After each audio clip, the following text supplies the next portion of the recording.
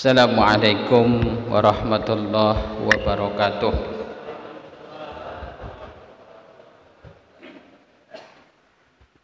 Cerme buah cerme, jalan-jalan beli opak. Rame si rame, jawab salam enggak kompak. Saya ulang lagi biar kompak. Assalamualaikum warahmatullahi wabarakatuh.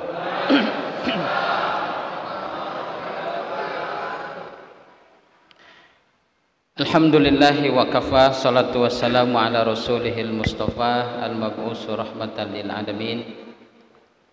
Asyhadu an la ilaha illallah wahdahu la syarikalah wa asyhadu anna muhammadan abduhu wa rasuluh alladzi la nabiyya wa la rasula ba'dah.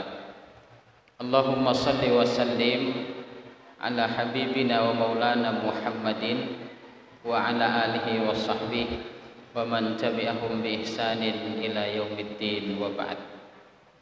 Alhamdulillah atas izin dan kepastian dari Allah, hari ini di malam yang mulia ini kita sama-sama dapat silaturahim guna menjemput keridhaan Allah Subhanahu wa taala.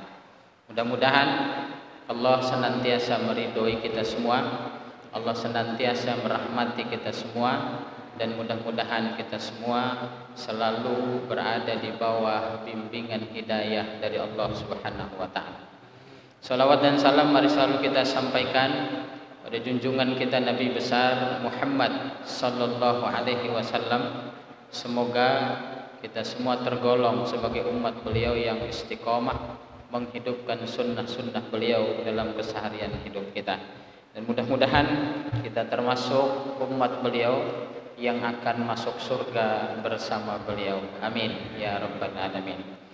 Saudara-saudaraku yang dirahmati oleh Allah Subhanahu wa taala, saya tidak dikasih judul, tapi insyaallah pada malam hari ini saya akan berupaya menghadirkan apa buah dari Ramadan. Ramadan ini sebagaimana namanya banyak, tapi yang ingin saya soroti pada malam hari ini adalah Ramadan sebagai syahrut tarbiyah, bulan pembelajaran, bulan di mana kita ditatar kembali oleh Allah. Beberapa tahun era 80-an 90-an ada istilah penataran.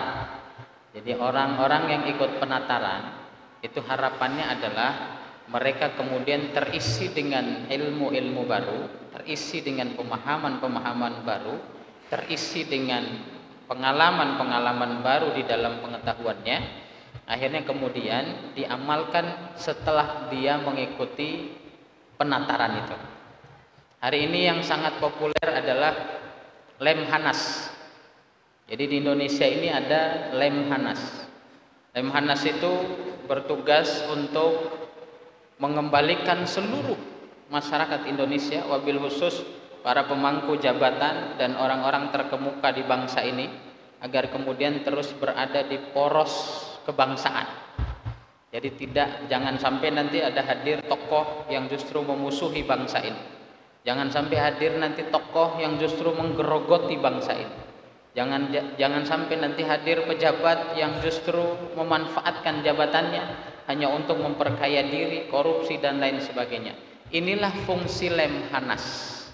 Lemhanas itu setidaknya 6 bulan paling singkat. Ada juga yang sampai 2 tahun, sampai kualitas yang memang berkualitas. Saya tidak membahas alumni Lemhanas itu harus tidak korupsi atau tidak, tapi seharusnya tidak korupsi kalau Lemhanasnya sukses. Begitu juga dengan Ramadan.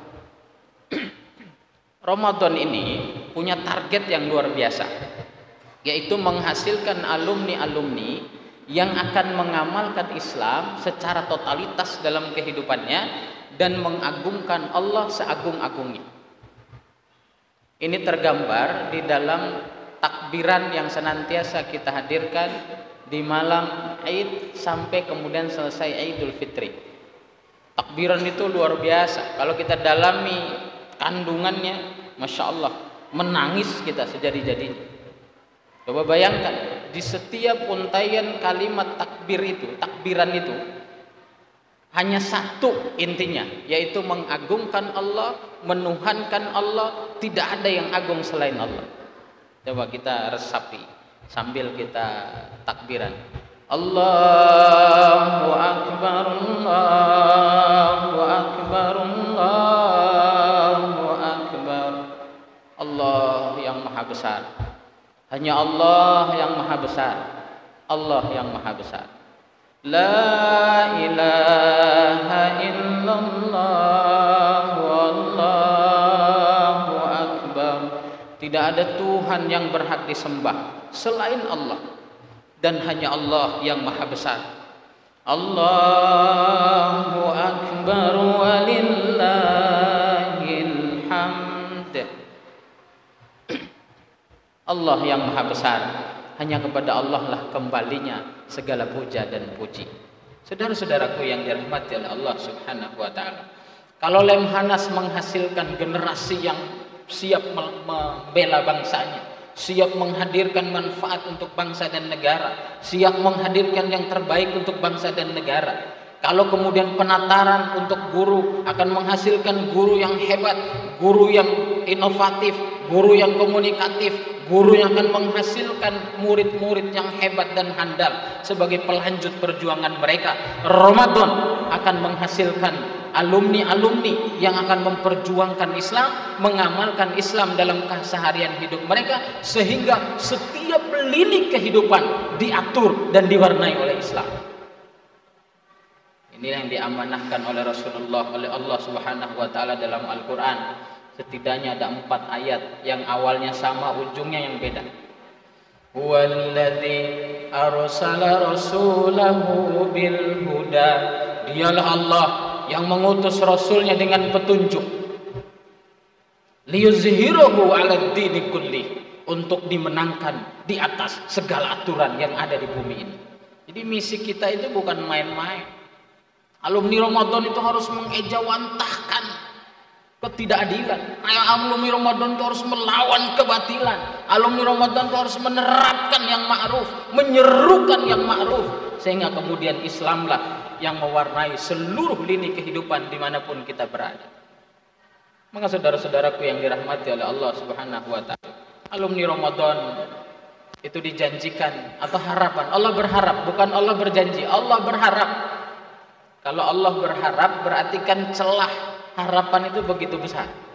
Jadi dalam surah Al-Baqarah ayat 183, ujungnya itu la'allakum tattaqun, semoga dengan puasa yang baik dan benar kalian akan mampu menggapai ketakwaan. Jadi Allah berharap, bukan jaminan. Bukan jaminan orang yang selesai Ramadan kemudian jadi takwa, nggak ada jaminannya. Makanya la'alla di dalam bahasa Indonesia arti yang paling cocok adalah semoga dengan demikian kalian akan menjadi takwa.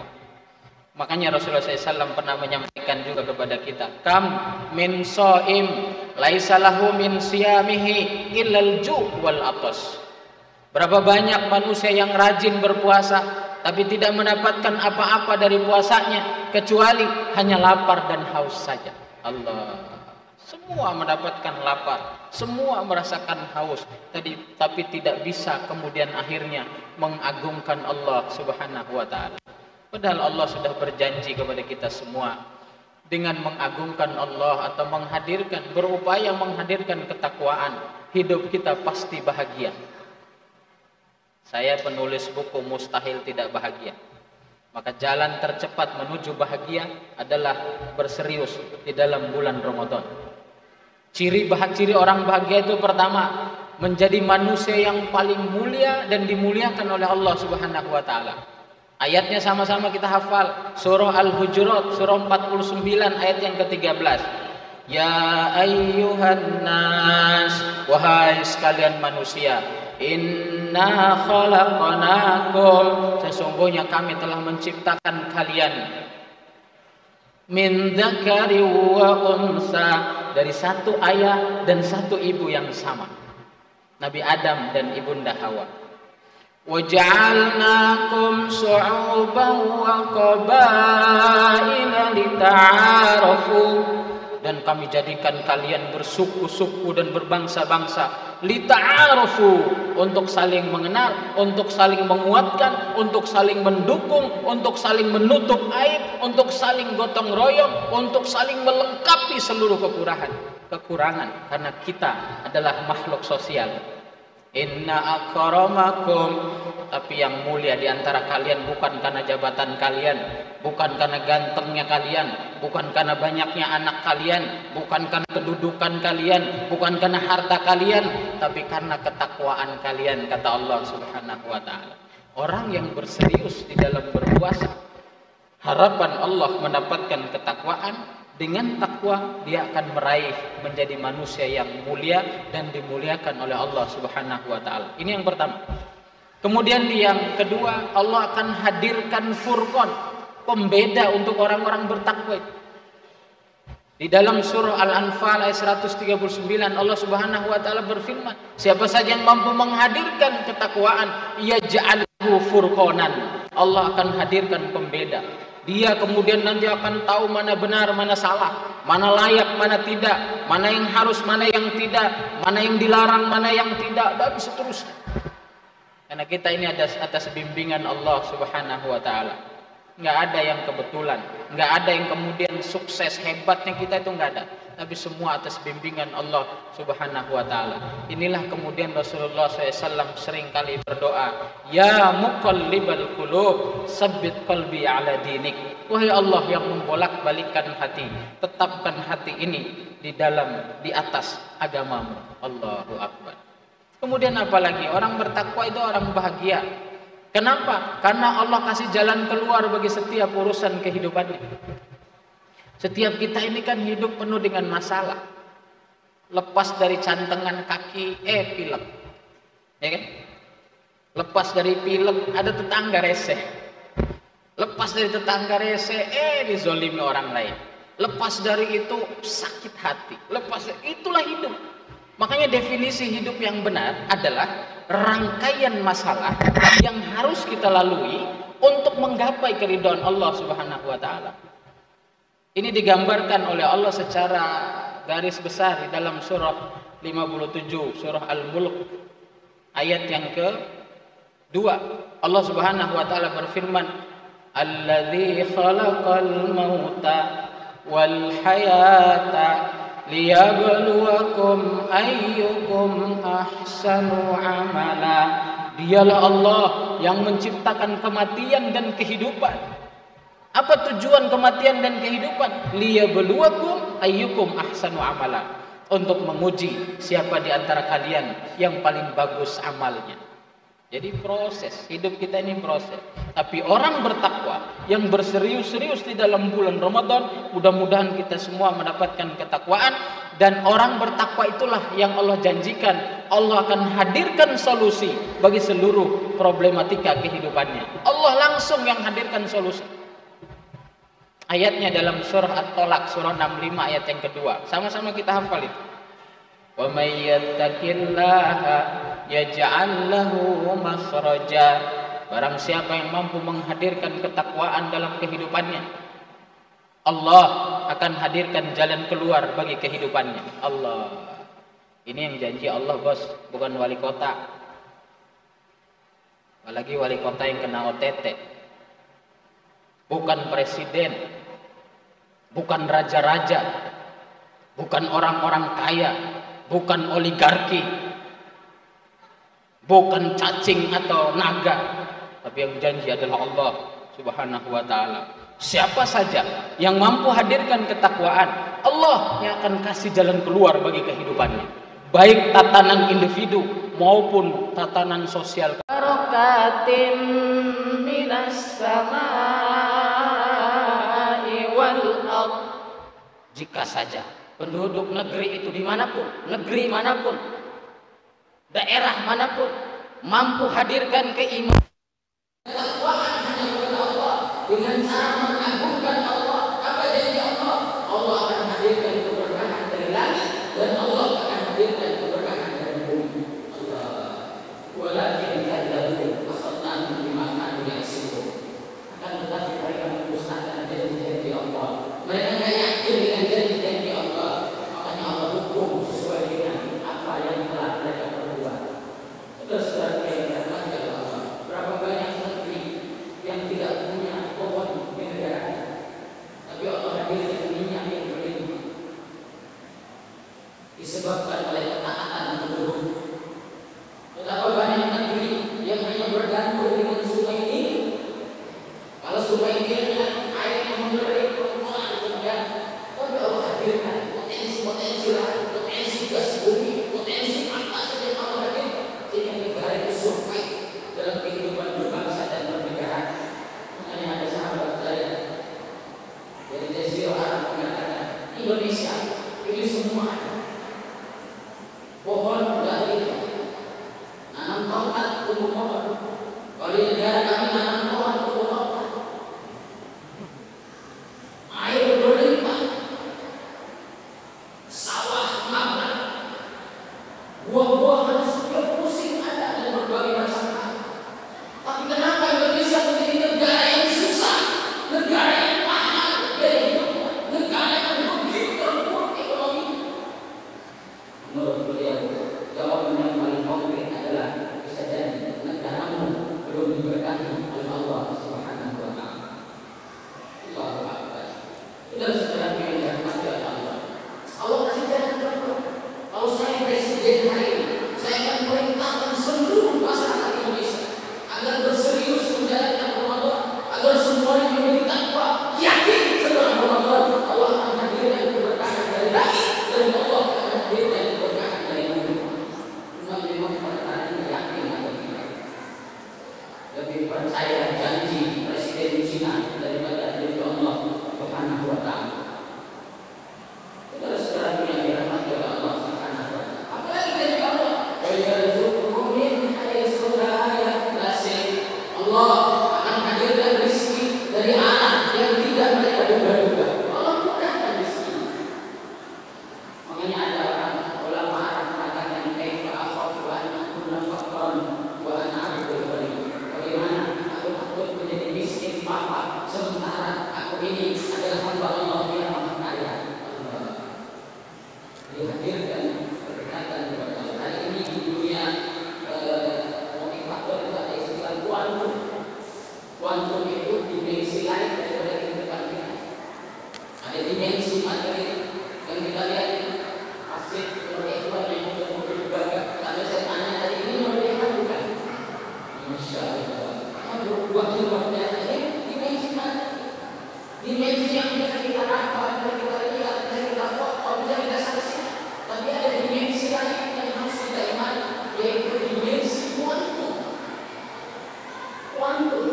Kuantum itu adalah dimensi yang memang Allah hadirkan. Orang-orang yang berserius-serius di sana, di antaranya dengan menghadirkan ketakwaan tadi, maka Allah akan menjamin kehidupan mereka dan juga rezeki mereka.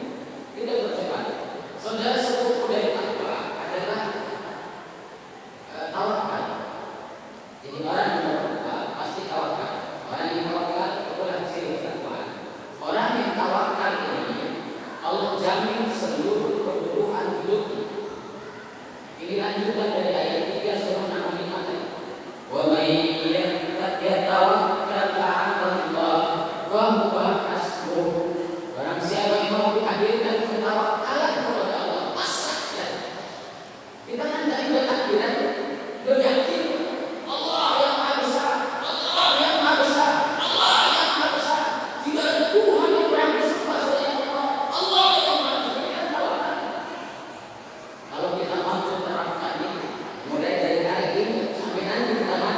insya Allah, yakin demi Allah, Allah akan hadirkan janji-janjinya. Allah akan jawab semua kebutuhan hidup kita. Makanya orang-orang takwa itu hidupnya tenang, hidupnya tenang. Kenapa? Karena dia yakin sudah diberikan oleh Allah apa yang menjadi kebutuhan hidupnya sesuai dengan janji Allah. Lagi-lagi ini bukan janji wali kota, bukan janji Pak bukan janji orang kaya, tapi janji Allah Subhanahu wa ta'ala. Kemudian yang selanjutnya Allah Subhanahu wa ta'ala berfirman, "Wa may yattaqillaha yaj'al lahu min amrihi yusra." Siapa yang memperhatikan ketakwaan kepada Allah, Allah akan mudahkan seluruh urusan kehidupannya. Allah, coba kita dengarkan ini dengan iman, yakini seyakin-yakinnya sesuai dengan takdiran kita tadi. Allah yang menciptakan langit, Allah yang menciptakan kita, Allah yang mengatur kehidupan kita, Allah yang mengatur kapan kerja kita, Allah yang mengatur sirkulasi darah kita, Allah yang menentukan jantung kita.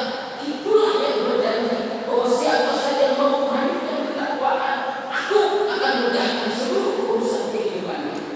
Allah. Bayangkan anggotnya wali kota mengatakan, ikut saya jamin semua urusannya kehidupan.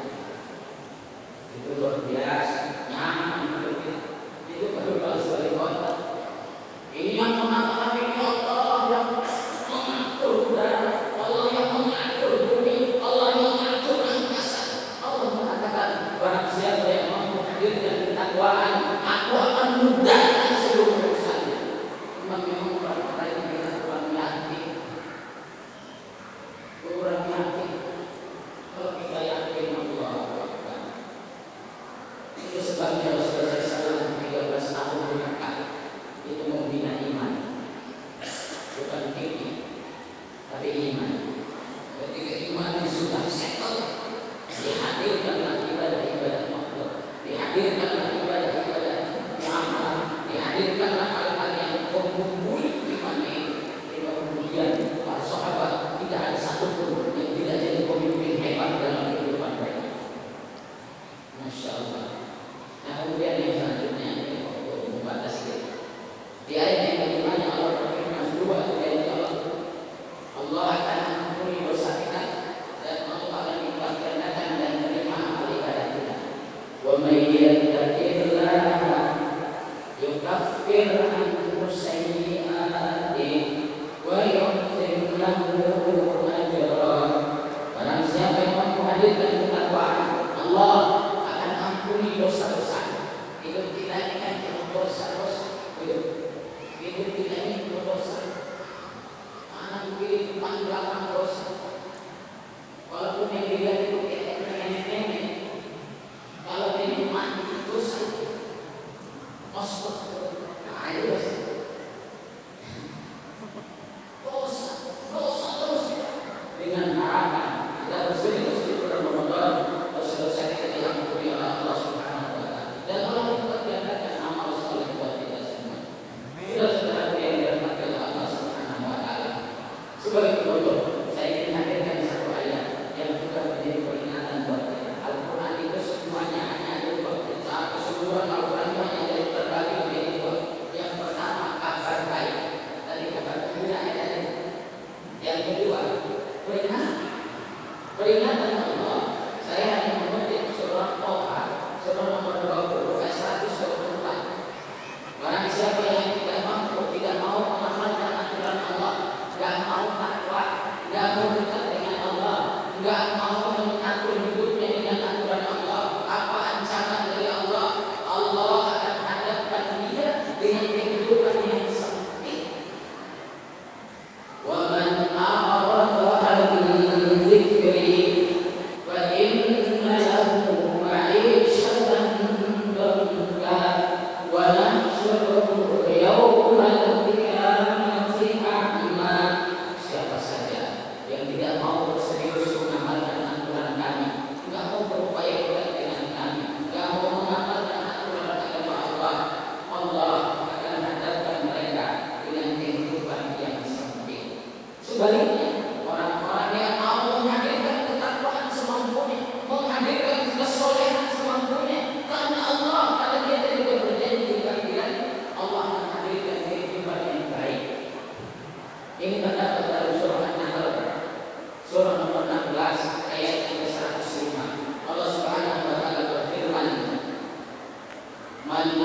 صالحا من ذكر أو أنثى وهو مؤمن. Barang siapa berbuat atau siapa saja berbuat kesolehan, baik laki-laki maupun perempuan, atas dorongan imannya saja kepada Allah, apa kata Allah? Wa inna lahu wa huwa mu'min. Allah dalam keadaan beriman, Allah akan hadirkan hayatan thayyibah, kehidupan yang baik, kehidupan yang baik. Kalau punya anak-anak yang baik, kalau punya teman-teman yang baik, kalau punya usaha yang baik, kalau punya bisnis yang baik, kalau punya lingkungan yang baik, siapa yang hadirkan? Allah. Itu sudah jadi Allah Subhanahu wa taala. Masih panjang, masih lebar, masih luas. Silakan diganti di mana pun kita bisa menikmatinya. Begitu luas pesan-pesan Ramadan ini. Yang terpenting adalah bila kita Ramadan, pesan-pesan Ramadan tidak terbatas pada Ramadan saja. Jangan sampai setelah Idul Fitri kita kembali ke aktivitas kita masing-masing, tapi upayakan amalkan Ramadan, sunnah-sunnah yang ada di Ramadan kita pertahankan sampai akhir buat kita semua. Semoga saya